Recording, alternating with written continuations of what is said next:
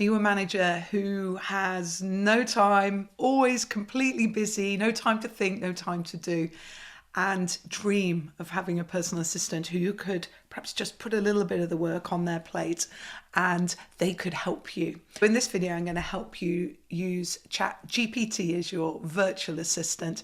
It's going to help you save time. It's going to help you come up with better ideas and absolutely get ahead as a leader. In most of my workshops, I ask people what's the number one thing that's kind of holding them back, not allowing them to do what they want to do or be the leader they want to be. And time, 9 times out of 10, comes up. Just not enough time to do everything that is expected of them. And also they talk about this massive amount of admin that they end up doing. And maybe they look up at the more senior people in their organization who seem so productive with their personal assistant, and they think, yeah, that would help me. Well, ChatGPT can absolutely play that role for you. And when I normally ask, so why aren't you already using it? You know, it's been out all this year. Most people reply, I just don't know where to start. And it can be quite overwhelming, can't it? When you suddenly think, oh, here's another piece of software I've got to get my head around. In this video, I aim to demystify and show actually some very simple activities can produce some really high value work that will help you work better and think better. Now, to help you, I have created a guide, a Chat GPT guide for managers. If this is something that you think could help you, it is linked down in the bump below, but also you can find it at growthink.co/chat. To help you get going with Chat GPT as your virtual assistant, I'm going to take you through 3 steps in this video. The first, a little bit of guidance about using it.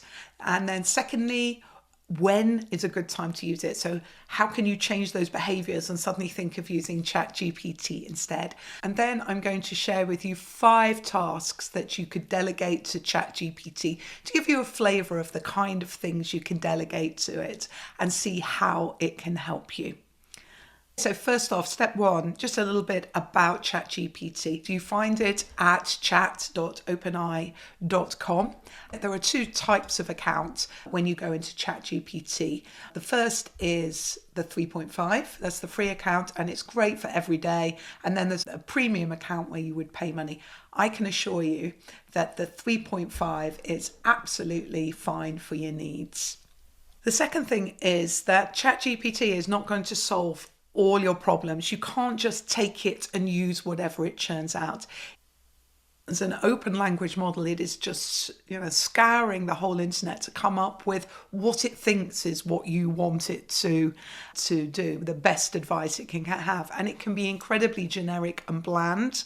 It can also, when used properly, be amazingly helpful. So you have to have the mindset of this will help me, not do for me. So it's not a full delegation tool, but it helps you think and it saves you time. I think of it a bit like 80-20.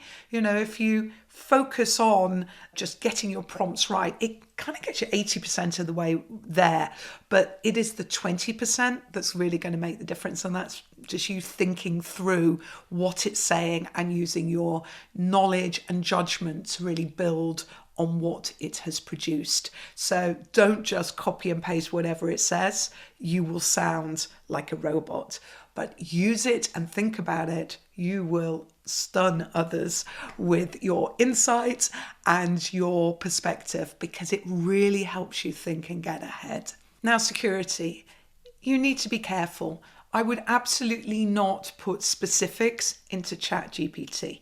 You need to mask who you are and what you're doing because all that information is just going in there and you don't want to put anything too confidential in it. Many organizations are developing strategies and policies for how they're going to use it. As long as you take the more generic lens of being a manager and a leader and not too specific, it can still get you a massive way along the line of doing the task that you want it to do. But just be careful and just check the policy of your organization. So my guidance is be careful, be wise and thoughtful about how you use it. The next general point is you have to have a mentality of experimenting. You're not going to get into this straight away, it might be a little bit frustrating. But if you experiment and play, it's a great mentality to have with ChatGPT. Finding those moments where you just give it a go and see what it comes up with and be able to have time to iterate and play with it really makes the difference. And then you'll learn gradually what really works for you. And often on some of my workflow now, I just put in the prompts I've saved before and it just gets me ahead much quicker. Experts call this new skill set for using AI prompt engineering.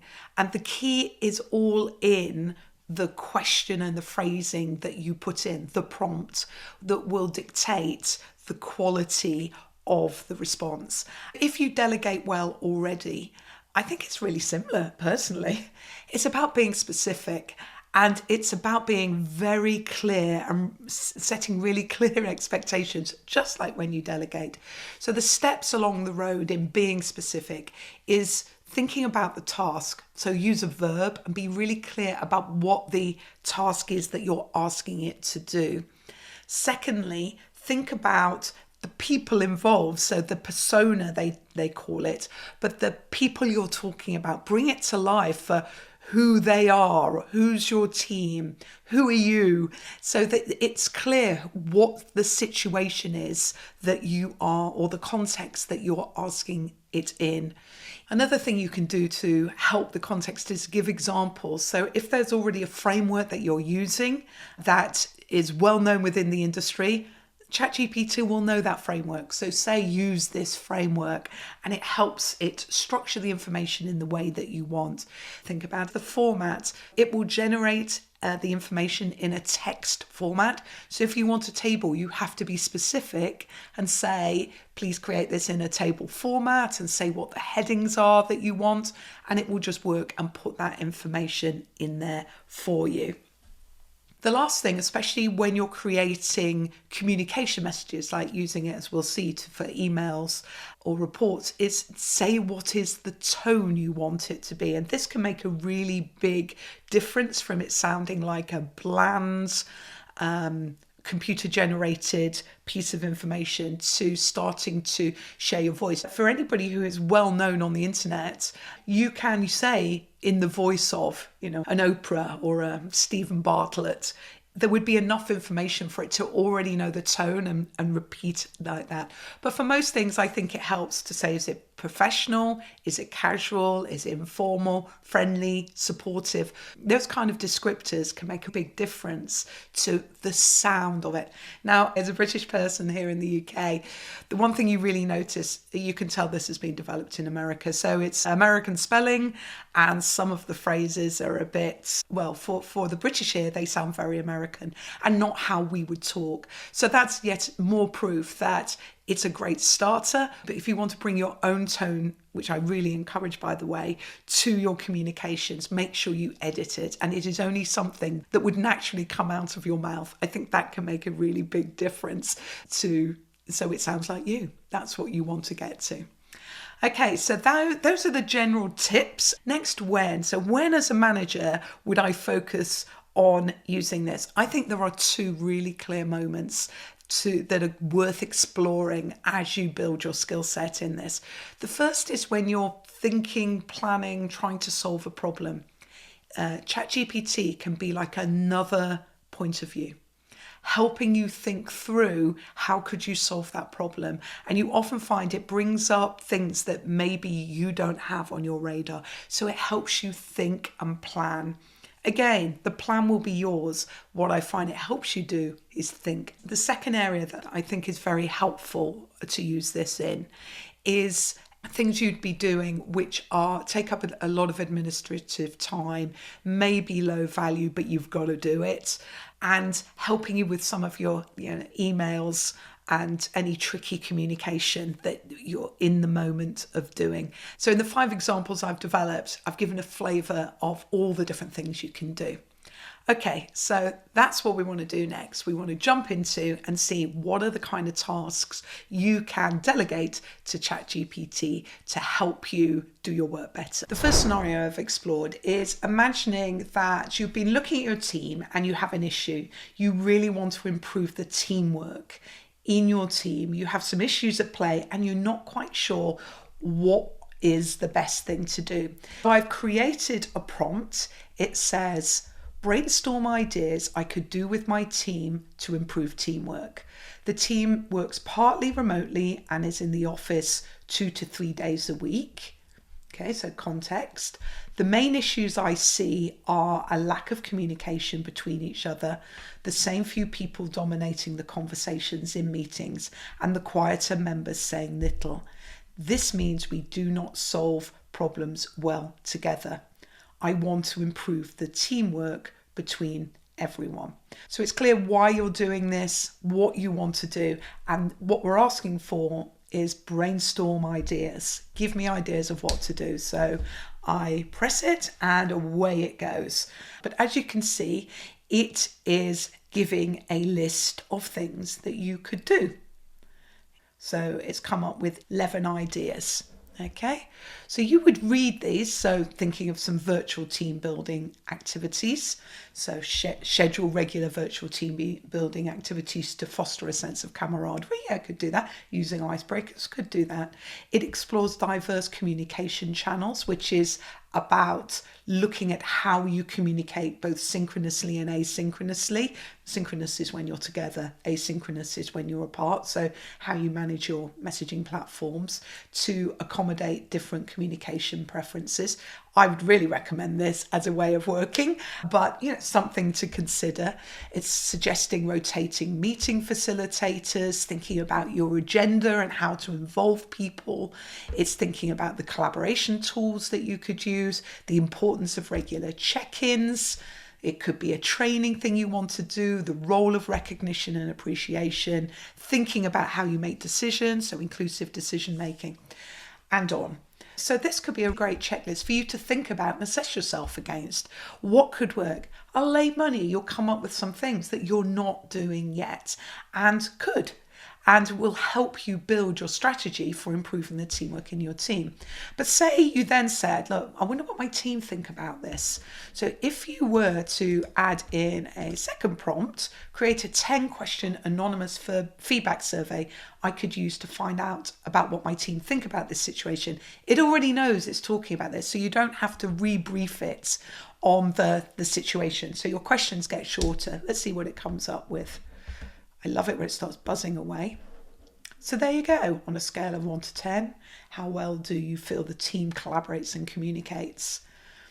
And we have here 10 questions and also some open comments you could put at the end.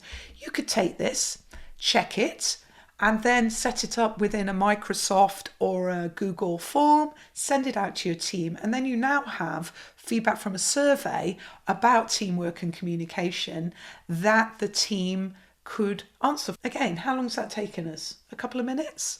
So obviously you're going to think about it, but this is where Chat GPT can make a really big difference. It's the 80%, it gets you thinking, and then you can edit and adjust. So that's exactly what you need.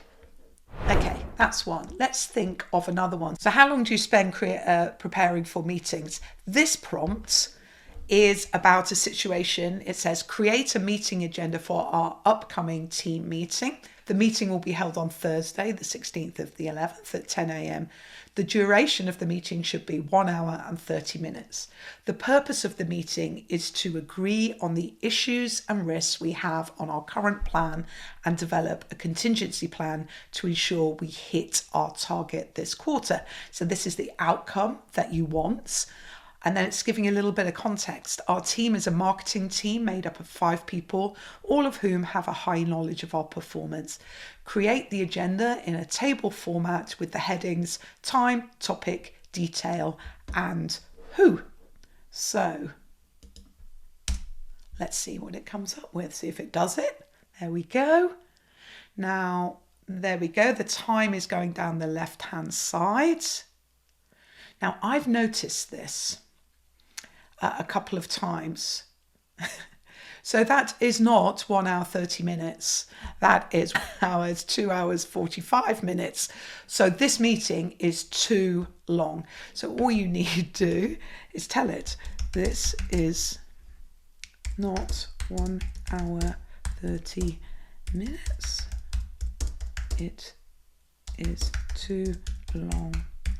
Please, I like to say, please recreate the agenda to fit the timing. There we go. Okay. It's better than it was before. So it went 5 minutes over. You could adjust that. But now let's look at the quality of the agenda. So introduction, overview of the meeting, first 10 minutes. Let's look at the current plan. That's the entire team. Highlight the key aspects of the performance. Then identify the key risks. Yeah, and you've got 10 minutes to do that. And then do a rapid risk assessment. So briefly discuss the potential risks impacting the plan and the execution. It's giving you a break. Sometimes we don't quite need the break. So you can remove that bit. 10:45 contingency planning. 11 o'clock assigning responsibilities. Yeah, next steps and immediate action. Brief Q&A. Only 5 of you there. Hopefully you've done that as you go. Summary. So it is not perfect.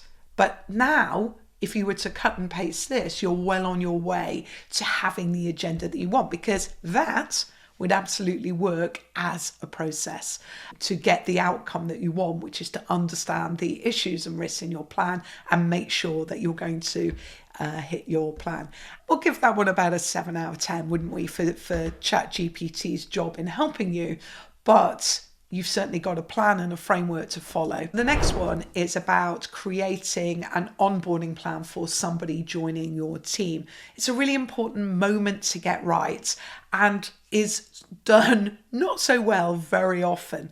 So this could help you set up the plan. So the prompt is: create a new team member onboarding process that covers the first 12 weeks they are in role.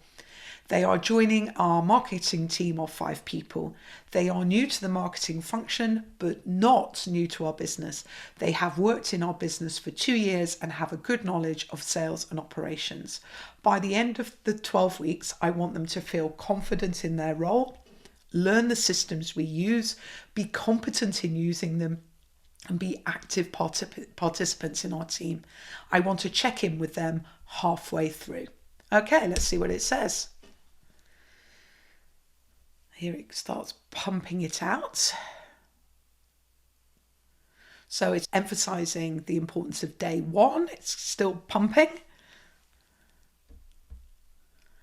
There it goes. But you can see how fast it comes out. Let's go back and have a think about this one. So the first 2 weeks are about orientation and introduction. So day 1, this one's put welcome meeting with the team. Definitely you want to meet the team. Brief overview of the company's history, mission and values. Well, you probably don't need to do the company, but you probably need to do your department. So overview of the marketing team's objectives and responsibilities is a great thing to do on the first day, and it really emphasizes people being there so that this poor soul's not sat there by themselves, which I promise you I've heard of lots of times of people starting jobs and it hasn't been organized and they just spend their first day feeling dead uncomfortable, kind of wafting around. So then week 2 is about the departmental deep dive. Makes sense. So individual sessions with the teams, meeting with key stakeholders from other departments to build cross-functional understanding, and an introduction to the marketing tools and platforms we use. So really sensible start. This is the kind of plan you could delegate to someone to get all those dates in the diary, all those meetings set up. Weeks 3 and 4 is about training and skill development, looking at marketing fundamentals and sorting out all about what you're doing, maybe hands-on exercises and an introduction to industries, specific trends and best practices, which could also be research. What it also says is by week 4, this person needs to have learned the systems. So this is about intensive training on the tools and systems used by the marketing team. And then week 5 is around the midpoint. It's not quite the midpoint, but it's as good a point as any to check after a month into the 5th week of where they are. So a progress review, it says a 1-in-1. You want to gather feedback about both the onboarding experience and where they are. And then it gives you time to adjust. Yeah, that seems like a great plan, that. And then week 6 to 8, it's about project participation. So looking for hands-on projects and working with other team members to implement strategies and then encouraging regular feedback sessions to discuss progress. Yeah. And then weeks 9 and 10, team integration. So that might be a good time to do team building activities to strengthen relationships. This is such a good tip because when anyone comes new into a team, the dynamics change. And what may have been a team working really well before may not be because somebody has come in and the dynamics are different. This person is learning. The person who used to do that job knew what they were doing. So it's a time to build the team cohesion as an activity. Absolutely brilliant idea. Will make an enormous difference to the effectiveness of your team if you were to organise something in that week that delivered against that. They're also encouraging shadowing, collaboration, and then weeks 11 and 12 are about review and future planning. That plan is as good as any. And if you were to then take that and then allocate roles and responsibilities against it, you would know that that person was fast starting into that role. You're really integrating them into a team. And again, how long did that take us? Just a few minutes. Another area you can save time using ChatGPT is administrative tasks that can often take a long time, especially when it's like a standing start. So this is an example. I have to write a reference letter for a person leaving my team for their new employer. They have worked well. We are sad to lose them. They are proactive. They've always been a good team player and delivered good results for us. Create the letter for me. See what it says. So recommendation reference for employee's full name. And it's starting, I'm writing this letter with mixed emotions as I share thoughts on them, who has been an integral part of our team. Do you know, that's really nice. I'm not sure that's exactly how I would start it, but it makes you think about the tone of what you actually do say. But so this is why it's been both a privilege and a challenge to recommend someone. I would never say that, so I'd take that bit out. But demonstrating outstanding work ethic, initiative and dedication, consistently exhibited a proactive approach to tasks, yes. Identified areas for improvement, yes, they've done that. Proactive mindset, absolutely true. This is this person. One of the employees' standout qualities is the ability to collaborate seamlessly with team members. She is not only an excellent individual contributor, but also, yeah. Now, it's quite long. It's gone on to talk about the interpersonal skills. We are sad to leave our team. We understand that opportunities for growth and advancement are essential to one's career. We're confident that she will bring the same level of dedication. That's a nice line. And I wholeheartedly recommend this person to their new position and believe they'll be a tremendous asset. You could cut and paste that into a document, spend 5 minutes editing it. You will have the job done. I've got one more, and I think this one's really interesting. It's about influencing a senior stakeholder, which I know from experience, lots of people tell me how unnerving it can be. And this is a bit like coaching yourself, helping you prepare. So the prompt is, I have a meeting to update a member of our senior leadership team on the progress of a project I have been working on that has been delayed. She is very task driven. I do not know her well. I am nervous about the meeting. Give me advice on how best to prepare for the meeting so that I adapt to their style and they see me as a proactive problem solver. The meeting will be for the two of us and it will be 30 minutes long. Okay, so good amount of context, but please give me advice on how I should handle it.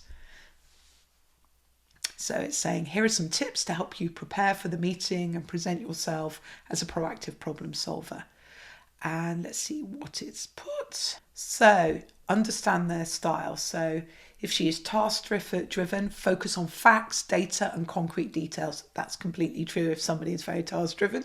Be prepared to discuss specific aspects of the project, such as timelines, milestones, and any challenges you've encountered. Keep your communication clear and concise. Great tip. Be prepared with data. Goes on and tells us, be ready to provide specific metrics, for example. Anticipate questions. Put yourself in her shoes and think about the questions she might ask. Highlight solutions, so be solution orientated. While discussing the challenge, emphasize solutions you've identified or implemented. and then provide a revised timeline, bring supporting documents that you may want to share, demonstrate ownership, take responsibility, show enthusiasm, be open to feedback, and practice. Now, if I was coaching on someone on this is pretty much the area that we would talk about. Obviously, we'd get much more personal and specific to their areas of nervousness. So you're doing that for yourself. But yeah, that's what you need to do to influence a task-driven person. So you can keep the conversation going so that you can explore the problem in more detail. So for example, you could ask, what questions could I ask to understand their view better? Might be one of the things when you're thinking about the questions and how you might say something. So there you go. It's coming up. An area would be clarifying priorities. Absolutely. Could you please share your top priorities that you're looking for on this project? What's the specific information or updates that would be most valuable to you during our discussion today? Now, again, you wouldn't necessarily say it exactly as it's written here. You would say it the way you are most comfortable. But these are good questions to have up your sleeve in order to make it a two-way conversation rather than just a one-way presentation, because a task-driven person is going to want to share their point of view. So there you go, just a flavour of some of the things as a manager you could use ChatGPT for. What I really encourage you to do is get on there and play. When is the next time that you've got some admin that's taking up a lot of time that you could perhaps delegate it into ChatGPT and play with it? Or when are you doing some thinking and planning where you could do with another point of view? Definitely try it out then. If you click down here, you can find the guide that I've created to support this tutorial. Let me know in the comments what you're using ChatGPT for. And if you have any questions, pop them down there. I'll be around to answer them. If you found this video useful, please like, subscribe and ring the bell. You'll get notified of each and every video that I release. And I'll see you next time. Take care.